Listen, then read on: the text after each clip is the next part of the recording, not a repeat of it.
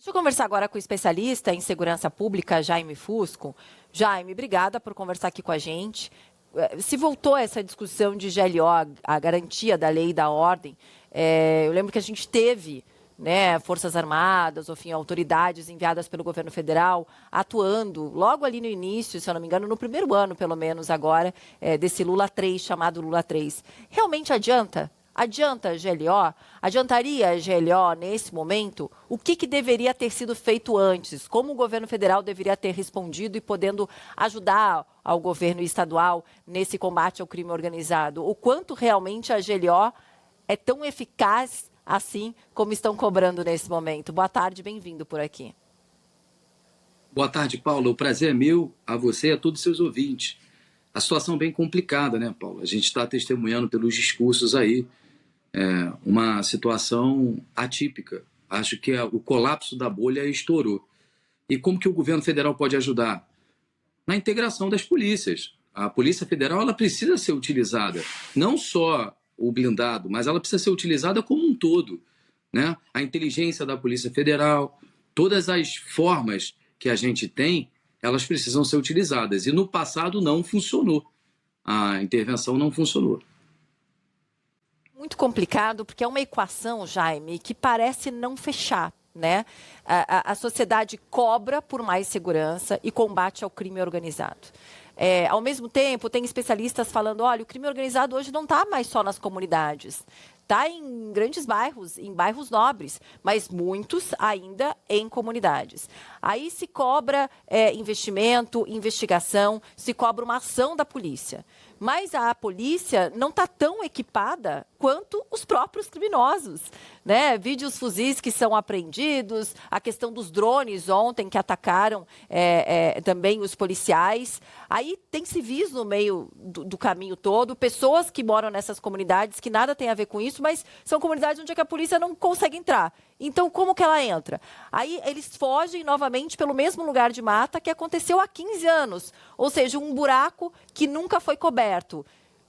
A equação, a impressão que me dá, e eu acho que de grande parte da população, é que não fecha, né? Que você ou mata os criminosos com civis ao mesmo tempo, que viram reféns e viram também inocentes sendo retirados de suas famílias, suas vidas no meio disso tudo, ou você não combate, como é que você faz, então? Como é que faz? Existe algum momento, alguma equação que seja correta para, no início, se tomar alguma coisa que deixe os civis e os que nada tem a ver com isso de lado, ou é praticamente impossível diante da situação que daí vão lembrar, situação que os próprios poderes públicos deixaram chegar, né? Essas organizações criminosas têm o tamanho que elas têm porque deixaram chegar ali. Se tem as armas que tem, é porque existe falha na fiscalização. Se vendem as drogas que tem, também, porque chega de fora do Brasil.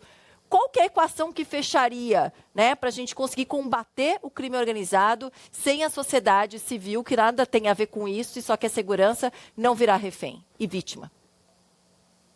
Bom, tua pergunta é ótima. Na verdade, a gente começa a pensar até, e eu posso te responder que tem jeito sim. Tem jeito sim, e eu acho que a gente tem que entender primeiro que tipo de política de segurança pública o Estado vai adotar. Quando eu falo Estado, eu falo Brasil. E pelo discurso do governador, o início de um grande processo, a gente tem que tomar cuidado para a gente não viver novamente as chacinas que aconteceram no estado do Rio de Janeiro, que não foram exitosas para a segurança pública nem para a população carioca, nem fluminense. A questão é, a política agora, a fracassada política enxuga-gelo, deixa de existir e a gente passa a estar diante, testemunhando, a política do enxuga-sangue, porque a gente hoje está enxugando o sangue de várias pessoas que morreram na comunidade. Isso, e também dos policiais. Pessoas, que eu não tenho esse dado aqui, até se você puder me ajudar, pessoas que há 10 anos atrás, como você bem colocou, se a faixa etária for de 20 anos, tinha 10 anos de idade, tinha 15 anos de idade, o policial morreu com 25 anos. Há 10 anos atrás, como você colocou, ele tinha 15 anos de idade. Se a gente for colocar 20 anos atrás, que a gente já discute esse problema, Ele era uma criança, tanto o policial quanto as pessoas que morreram lá, os supostos criminosos, porque essas pessoas, a gente precisa, o Estado Democrático de Direito garante a elas o devido processo legal. Então, a gente não pode entrar e simplesmente executar. A gente precisa servir e proteger. É como eu penso. Agora, existem várias propostas que a gente pode colocar. O discurso da questão da arma, que é e sempre foi o nosso grande problema no Rio de Janeiro, ele precisa ser enfrentado no âmbito nacional e internacional. Porque enquanto a gente está aqui enxugando o nosso sangue, aquelas pessoas, aquelas mães estão enxugando o sangue, a população está afoita, com medo, os políticos estão tentando se entender, existe uma indústria que está, nesse momento, saboreando tudo isso, que é armamentista. Então, eu entendo que passa pelo controle da indústria armamentista, da taxação dessas armas que são apreendidas e da responsabilização dessas pessoas. Porque essas pessoas lucram com a nossa dor, lucram com a dor dos policiais, lucram com a dor do Estado. Então, elas devem ser responsabilizadas. É como eu penso. No âmbito nacional, já que o governo federal e o governo do Estado estão pretendendo, e todas as forças, a trabalhar em conjunto, eu entendo que a gente deveria pensar em taxar essas armas do crime, as armas ilegais. Não as armas dos CACs, aquelas pessoas que tentam se defender de alguma forma. Não, são as armas que estão na mão da criminalidade. A gente precisa desarmar o crime. É isso. Porque se não tivesse o fuzil, a gente não teria 100 e poucas pessoas mortas, a gente não teria uma barbárie como essa. Então, acho que o enfrentamento a essas organizações passa por uma política nacional séria de combate à arma de fogo, que não vem do Brasil. É isso. Agora, Jaime, como fazer? Só porque você perguntou, o policial mais novo que foi morto nessa operação é 34 anos. A gente tem outro de 39, 42 e 51 anos. Os dados que a gente tem, pelo menos até agora. Mas como fazer esse combate à arma? Porque é isso. Esses fuzis, eles não estão aqui no Brasil. Eles chegam. E essa fiscalização deveria ser federal e ela não está acontecendo, chega por fronteiras. A própria droga que é vendida por esses traficantes, ela também chega por fronteiras. Só que, além disso tudo, ontem a gente viu drones, então os policiais atacando com drones também.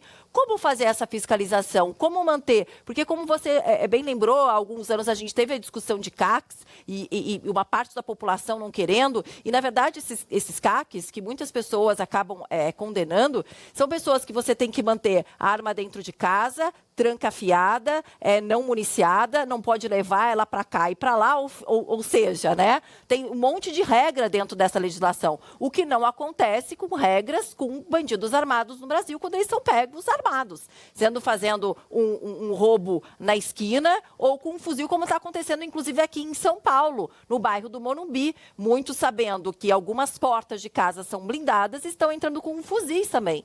Então, como você faz esse combate a respeito do armamento se essa fiscalização não está funcionando? Como é que a gente chega ali?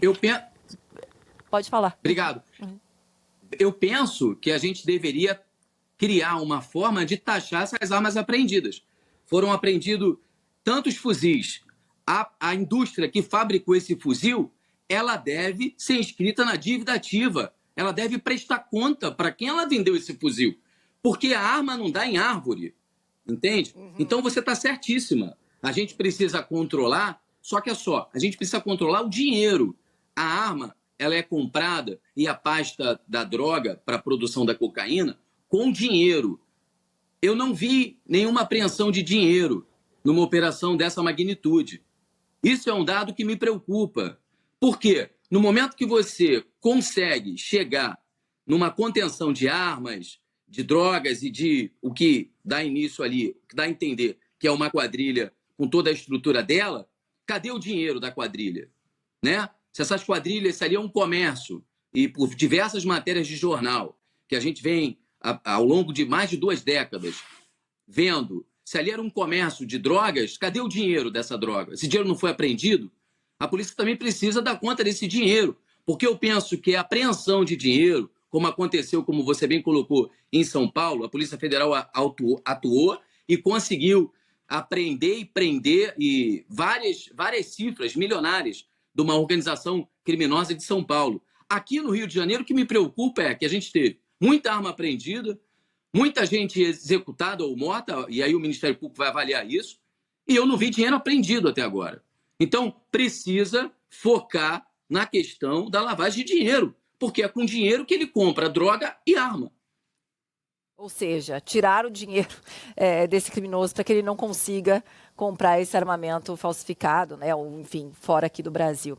São muitas nuances, né, Jaime? São muitas discussões que vão muito além desses bandidos dentro dos complexos em si. É muita coisa que está em jogo. Se deixou chegar a esse tamanho, agora realmente não é pouca coisa para se fazer, não, infelizmente, porque tudo que a população precisa e gostaria era de se sentir mais segura, né? Saber que ela vai sair de casa e vai voltar para casa. Infelizmente, aqui no Brasil não tem como a gente ter essa certeza, não.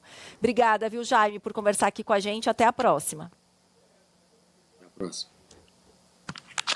Agora, 3h34, no próximo bloco, a gente vai falar da Procuradoria-Geral da República, que reforçou a